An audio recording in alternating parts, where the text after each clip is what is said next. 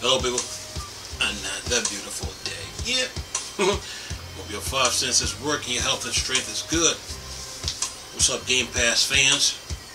Xbox squad, Xbox nerds, Xbox geeks, Xbox freaks, Xbox tribe and nation, Xbox mob. What's up with it? We talking Game Pass here. Look, Game Pass is good, man. A lot of games coming out this year, you know, for Game Pass, and day one releases. We know Starfield is coming out in November, and then Stalker was supposed to come out in April, but it's really coming out in December. So what Microsoft finish off 2021 strong. So what they're doing now is making sure that they finish off 2022 strong. And the year, we're only 15 days in the year already, and there's plenty of games to come down coming down the pipe. So Game Pass is in a good spot right now, you know. And even though we're dealing with the pandemic, you know, now is the time. You know, I think now is the time now to get an Xbox Series X. If you didn't get one, get one yet. But before you get it, make sure you upgrade your TV first. Make sure it's 8K, you know. And I will be doing a video on what is 8K. So upgrade your TV first before you do that, you know. And make sure you have money for the console. That's one. And money for those solid state drives, because the solid state drive costs a little change. So, you know, and after that, you know, have money for Game Pass. Make sure when you get Game Pass, you get the entire year. You know, pay for it right then and there.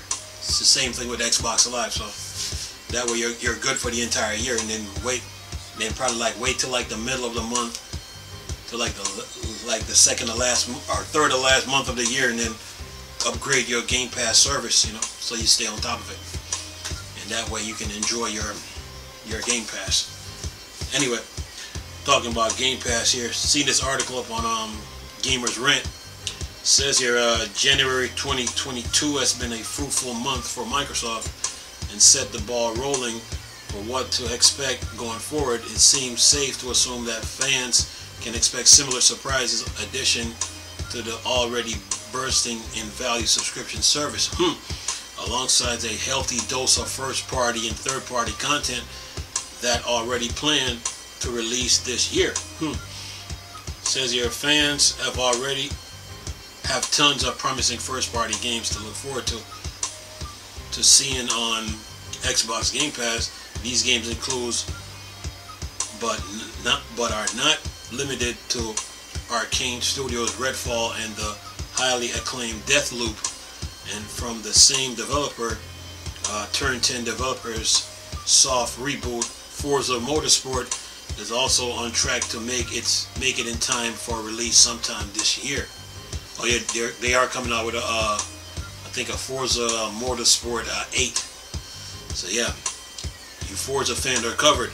I think they need to bring a Forza Street to Xbox, because I know they just closed it down on the mobile side of things. So I think if they rework it and take out whatever microtransactions they had up in it, and then release it on Xbox, you know, fans, Forza Motorsport fans will love it, or Forza Horizon, Forza fans, period. Anyway, most importantly, Bethesda upcoming Space Odyssey Starfield will also be dropping on its iconic release of November 11th. See what I mean? They're trying to finish 2022 strong. Okay, going out with a bang, so to speak. That's all on top of the bursting library of third-party exclusive, such as the likes of GSC, Game World, Stalker, Hearts of Chernobyl, and Jumpship developer Somerville, Ebb Software, Scorn, Shredders, Remedy, Crossfire X, and so much more. There's also a launch day inclusion of major multi-platform release, from a Plague Tale Requiem to Zelda-inspired indie adventure Tunic to the black and white Trek and Yomi. Anyway, says here, in conclusion, 2022 looks exciting for Xbox fans as sophomore year of the Xbox Series console finally ends the drought of the exclusive for the platform. Of course, that's not the end of the road, but merely the start. Games like Everwild, oh yeah, Rare, we haven't forgot about you, and Senua Saga, Hellblade 2, and Fable Reboot, and Avowed, and The Outer Worlds, yep, will most likely continue to feed Xbox Game Pass with tons of quality content over the coming months and years. Yeah, Game Pass is good, man. So if you haven't gotten an Xbox Series X yet, put your money together. Put your money together and try to get you a product. Try to get you an 8K TV if you can, and then go from there.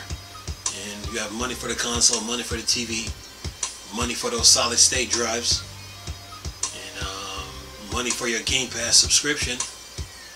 And then once you get it, you're good. Now you can enjoy gaming. And after that, all you focus on now is your paying your internet bill on time, and then go from there. So that's how you do, because entertainment costs money. So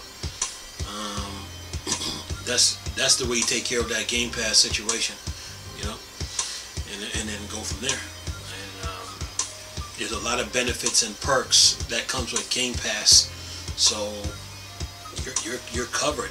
And even for games with gold players, they're covered too. They're not missing out on anything. You know what I'm saying? So either way it goes, Game Pass, game with gold, you're covered. Yeah, and 2022 is going to be a good year for Xbox. But like I told you before, I think Microsoft learned a very lesson when they released Halo Infinite, when they dropped the multiplayer in November and then dropped the story in December.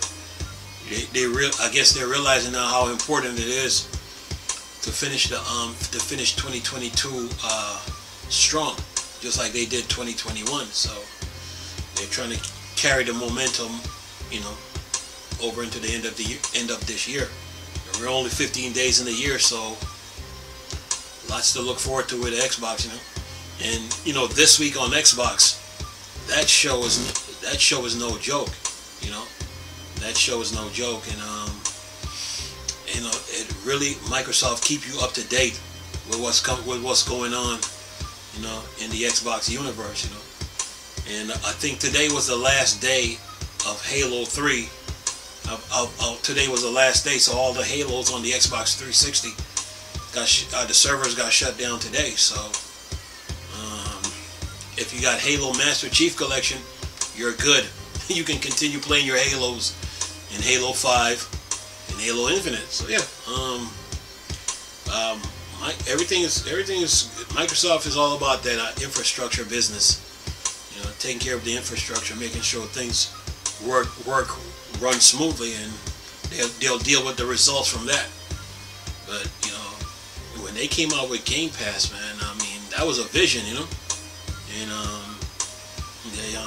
they had to get some pillars underneath Game Pass to make it stable, because Game Pass couldn't just float in the air by itself, so to speak. You need some pillars. Like when you go in some buildings, you see these big blocks of wall that hold up the building, or like if you see a train track, or you see your train tracks, you see these big these pillars that hold the train track up.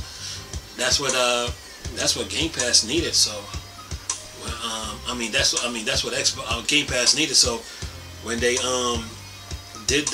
made those moves that they made, that was to build a pillar in the foundation under Game Pass. And once they did that, they just took off, man. And they haven't looked back since. And yeah, a lot of people love Game Pass. so far so good. I think if I'm not mistaken, I think the Witch Queen, for all you Destiny fans, the Witch Queen. I think the Witch Queen expansion is out. So you know, there's an Anthem. People are still playing Anthem. People still play Destiny 1. People still play Halo 5. People are just having fun on Xbox right now. And you know, Game Pass right now. You know, when Phil Spencer came out, and said Sony and Nintendo is not our competitors, that was a wake-up call for Sony and Nintendo to change their ways, man. You know, and because basically, you know, Microsoft, the heads at Microsoft, they looked down the road and saw what was coming and said, okay, you know what? Okay, let's build this Game Pass up. Let's get it off the ground. Let's get it up and running.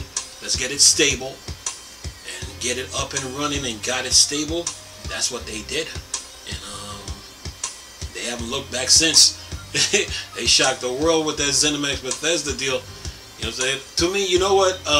Take-Two just made a deal a couple days ago, about a week ago, when they bought. They spent about $12 billion. But even though that's big in when it comes to purchase. But to me, you know, that ZeniMax Bethesda deal still Microsoft shocked the world with it.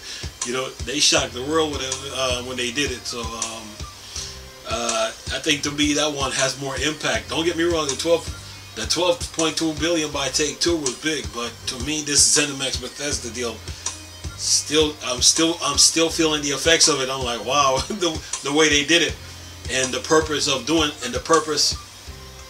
it. You know, it shows how Game Pass is benefiting. So yeah, Microsoft right now, they're doing pretty cool, man. And it's so far so good, man. Those publisher deals are hard to resist. Those publisher deals are hard to resist, man. So you know,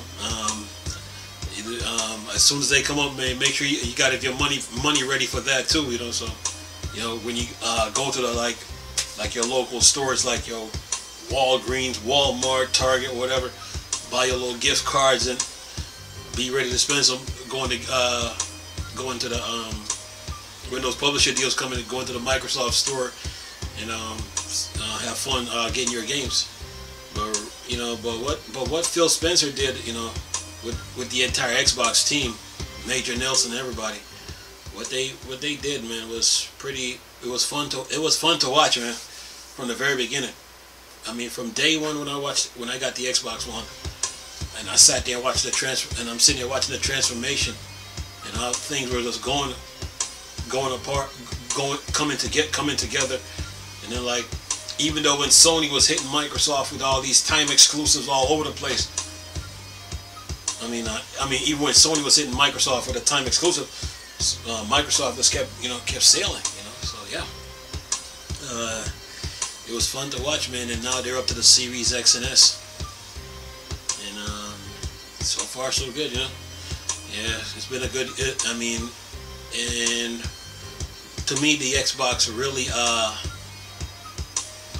really gained some momentum in the pandemic because Microsoft had that infrastructure in place, you know, to deal with the pandemic. Because when you couldn't go to the store to buy your games, the best way to get your games was digitally, and a lot of people that use Xbox probably saw that, like, wow, they were right for what they did, you know. So yeah, Microsoft right now, man, with the Xbox, they're here to stay, man, and they mean business. So a lot of good games to come down that's coming in the months to come, weeks to come, and even by the end of the year. So I'll keep you guys posted. Anyway, latest video for y'all to enjoy. Nice talking to you people again. Chris, still Star Wars and Star Trek 9 port, dark side. Go.